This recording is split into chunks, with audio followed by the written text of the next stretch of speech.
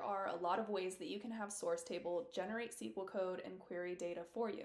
The easiest way to get started is to select the table of data you want to query from and ask the AI assistant to query a specific metric or table from your data. So for example, I have this sample data set containing data about sports games, and I want to know which team had the highest attendance throughout the season. So I'll just go ahead and ask the AI assistant for that query. The result is the data I asked for, and options to insert the table into my spreadsheet, plot a chart, or view the SQL code. Clicking on this View SQL button brings up the SQL Editor window. This is the SQL code that Sourcetable generated to query my data. From here, you can edit the SQL code to query different results, but you don't have to know how to code in SQL to be able to query the data you need. You can get this information by just chatting with the AI assistant. Alternatively, if you prefer to write your own SQL code, Sourcetable allows you that option as well. Just select the table you want to query your data from and click SQL Editor.